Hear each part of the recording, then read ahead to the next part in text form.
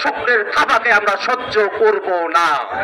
বাংলাদেশ এবং ভারতের সম্পর্ক নাকি স্বামী স্ত্রীর সম্পর্ক। এই দক্ষিণ ভারতে স্বামী স্ত্রীর সম্পর্ক কর্তৃত্ব এবং অধীনতার সম্পর্ক। আব্দুল মোমেন তার কথার মধ্য দিয়ে ভারতকে কর্তৃত্বের জায়গায় এবং বাংলাদেশকে অধীনস্থের জায়গায় বুঝিয়েছিলেন। বাংলাদেশের মানুষ স্পষ্ট করে ঘোষণা করে,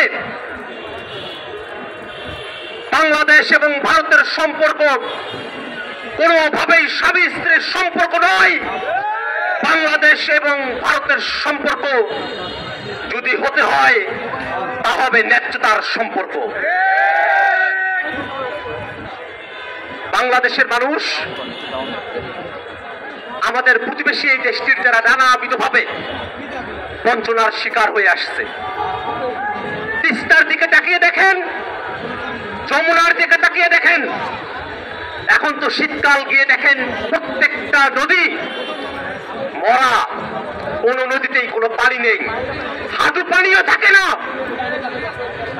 আমাদের নদীগুলো মরে গেছে, আমাদের আবাদি জমিগুলো শুকিয়ে গেছে, খরা নেমে এসেছে।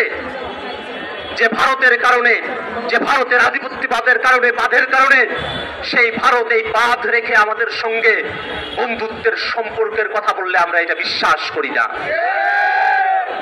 বন্ধুগণ, বাংলাদেশ এবং ভারতের মধ্যে যে চুক্তিগুলো হয়েছে, কিছু কিছু বিষয় এমন, আদানির সাথে যেসব চুক্তি হয়েছে আপনারা দেখেছেন বিদ্যুৎ খাতে,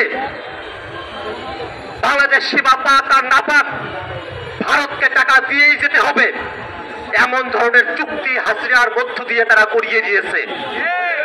এই কারণে হাসিনা এখানে ক্ষমতায় নাই, ভারত রাষ্ট্রের গাত্রদাহ জ্বলে উঠেছে। বন্ধুগণ আমার, আমরা দেখেছি 5ই আগস্টের পরে বাংলাদেশের বিষয়ে, বাংলাদেশের সংখ্যালঘুদের উপরে নির্যাতনের বিষয়ে যেসব প্রোপাগান্ডা, মিথ্যা নিউজ ছড়ানো হয়েছে ভারতের মিডিয়াগুলোতে এবং ভারতের সোশ্যাল মিডিয়ায়, ভারত সরকার এর বিরুদ্ধে কোনরূপ কোনো প্রশাসনিক কোনরূপ কোনো ব্যবস্থা নেয় নাই। আমরা দেখেছি দীর্ঘ সময় ধরে সেখানে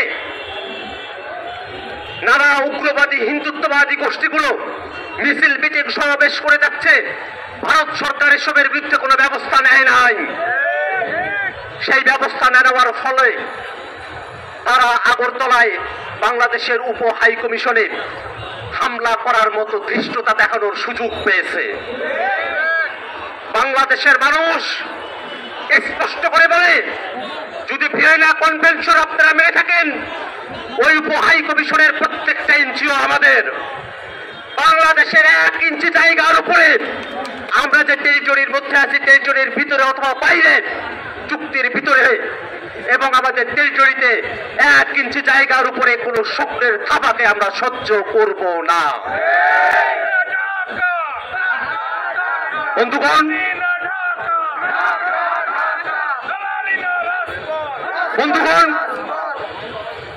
আপনারা কি খেয়াল করেছেন যে সংগঠনটি গতকাল সেখানে